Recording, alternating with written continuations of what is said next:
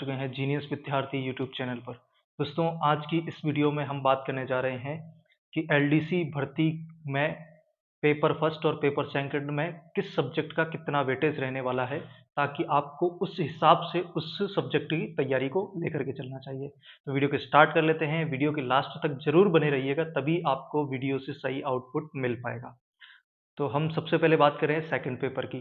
Second paper में, क्योंकि जैसा कि आप सभी को पता है और अगर आपने नोटिफिकेशन ढंग से पढ़ा है, तो उसके अंदर सेकंड पेपर में क्लियरली लिखा है कि 150 नंबर, सॉरी 150 क्वेश्चंस यहाँ पर पूछे जाएंगे, जिसमें से 75 क्वेश्चन इंग्लिश के होंगे और 75 क्वेश्चन हिंदी के होने वाले हैं।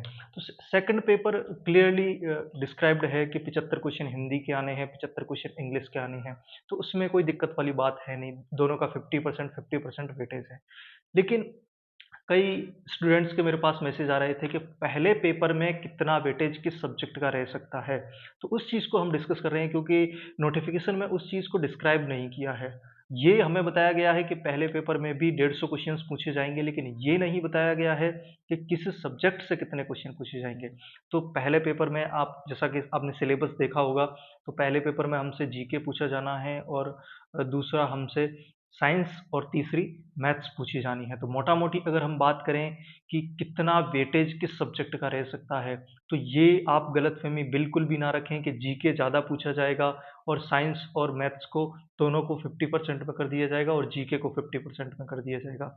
अगर आप ये सोच रहे हैं कि 70 से 75 क्वेश्चन जीके के आ जाएंगे और 25-30 क्वेश्चन मैथ्स के आ जाएंगे, 25-30 क्वेश्चन साइंस के आ जाएंगे, तो इस गलतफहमी में ना रहिए। क्योंकि एलडीसी में हमेशा, अधीनस्थ बोर्ड एलडीसी में, इस एलडीसी में, एसएसबी एलडीसी में हमेशा ये चीज़ देखी जाती है कि मैथ्स का वेटेज और साइंस का वेटेज बहुत रहता है।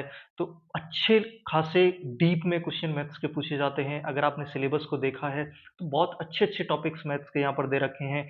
इवन साइंस के भी बहुत अच्छे टॉपिक्स यहाँ पर दे रखे हैं, तो उनको थोड़ा-सा गहराई में आपको पढ़ने की ज़रूरत पड़ेगी। तो हम ये मान करके चल सकते हैं कि तीनों का ही वेटेज हमें लगभग सेम देखने को मिल सकता है।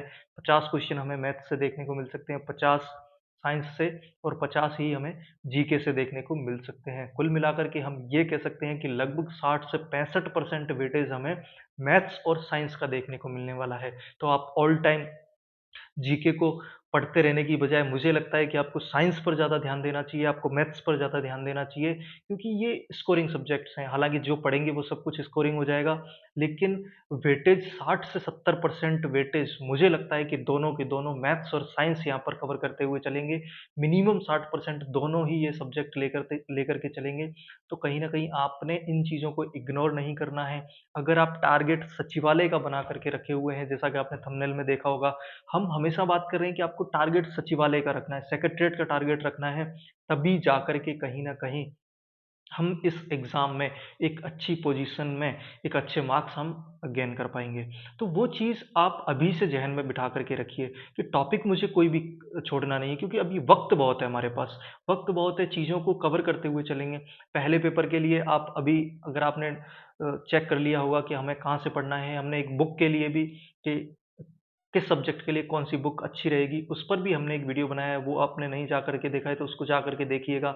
मैं आई बटन में लिंक दे रहा हूँ, वहाँ पर भी ये वीडियो आपको मिल जाएगा, तो वहाँ से जा कर के देखिए कि किस सब्जेक्ट को कौन-सी बुक से हम पढ़ें, तो अच्छा मार्क्स गेन कर सकते हैं। तो ये चीज़ें आपको रखनी पड़ेगी, अभी से रखनी पड़ेगी। और सेकंड पेपर के लिए मैं बहुत कुछ अच्छा प्लान कर रहा हूँ आपके लिए। मैं एग्ज़ाम में लास्ट तक आपके पास कुछ न कुछ कंटेंट सेकंड पेपर के लिए लाता रहूँगा, हिंदी और इंग्लिश के लिए। हो सकता है आप में से जितने लोग वीडियो देख रहे हैं, उनकी हिंदी कमज़ोर हो सकती है, इंग्लिश कमज़ोर हो सकती है, तो इन चीज़ों पर मैं आपके साथ-साथ मैं भी उतनी ही मेहनत करने के लिए तैयार हूँ। तो आप चैनल पर बिल्कुल बने रहिएगा। मैं, हो सकता है कि वीडियोज़ कुछ दिन बाद में लेकर के आता हूँ, लेकिन बैकएंड पर हमारा काम चल रहा है, कुछ प्लानिंग्स आपके लिए कर रहे हैं, तो सो दैट कि आप एक अच्छा स्कोर कर पाएँ। तो पहले पेपर में कुल मिलाकर के मैं इस वीडियो में यही कहना चाह रहा था कि मैथ्स और साइंस को नेग्लेक्ट ना करें। अगर आप पहले पेपर को 6 घंटे देते हैं, तो बराबर 4 घंटे आपको साइंस और मैथ्स को देकर ही चलने हैं।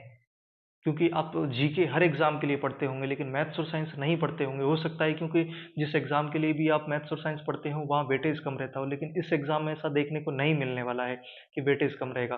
क्योंकि पिछले अगर हम बात बात करें, सूचना सहायक एग्ज़ाम की बात करें, तो उसमें भी हमें ये चीज़ देखने को मिली है कि मैथ्स का वेटेज काफ़ी बढ़ा दिया गया था, इतना एक्सपेक्टेड नहीं था। तो ये चीज़ें अभी अधीनस्थ बोर्ड मैथ्स पर बहुत काम कर रहा है, मैथ्स, साइंस इन चीज़ों पर, क्योंकि ये हर एग्ज़ाम में हमें देखने को मिल रही हैं। तो अगर आपकी ये वीक हैं, कमज़ोर हैं, तो इनको अभी से मजबूत करते हुए चलिए, क्योंकि आप सोचेंगे कि मैं पहले जीके पढ़ लेता हूँ, पहले ये पढ़ लेता हूँ, फिर लास्ट टाइम पे मैं मैथ्स कर लूँगा, लास्ट टाइम पे मैं साइंस कर लूँगा, तो वो नहीं हो पाएगा दोस्त। अभी से आपको लेकर के चलना पड़ेगा। और मैथ्स के पर्टिकुलर सारे टॉपिक्स कैसे कवर करने हैं, कैसे पकड़ बनानी है, अगर आप वो चाहते हो तो कमेंट बॉक्स में लिखिए, मैं पर्टिकुलर एक वीडियो लेकर के आऊँगा। पूरी स्ट्रैटेजी मैथ्स पर डिस्कस करेंगे कि मैथ्स में किसी भी टॉपिक पर पकड़ कैसे बनाई जाती है, कैसे हम उसको स्ट्रॉन्ग कर सकते हैं। अगर आप वीक हैं तो कैसे आप उसको स्ट्रॉन्ग कर सकते हैं। मैं दोस्त आपके साथ हिंदी, इंग्लिश, मैथ्स इन इन सब्जेक्ट के लिए मैं बहुत अच्छी तरीके से आपको रणनीति बता सकता हूँ, क्योंकि मैंने इनको काफ़ी अच्छे लेवल पर तैयार किया है किसी टाइम पर, जब मैं तैयारी में कंटिन्यू था। तो अभी तो आप जैसा कि जानते हैं मैं राजस्थान में पटवारी पद पर कार्यरत हूँ। तो मैं इन सब्जेक्ट्स की रणनीति आपको ठीक-ठाक बताने की कोशिश करूँगा अपने लेवल पर, जो भी मेरा विवेक है उसके आधार पर। बाकी आप खुद समझदार हैं, स्वतंत्र राष्ट्र के स्वतंत्र नागरिक हैं, आप किसी भी बात को मानने के लिए बाध्य नहीं हैं, अगर आपको पसंद आता है तो आप इम्प्लीमेंट कर सकते हैं। चैनल पर नए मेहमान हो, चैनल को सब्सक्राइब ज़रूर करके जाइएगा और बेल आइकन को ऑन कर लीजिए, क्योंकि जब भी नई वीडियो आएगी आपको नोटिफ़िकेशन मिल जाएगा। मैं मिलता हूँ आपसे अगली वीडियो में, तब तक के लिए थैंक यू सो मच।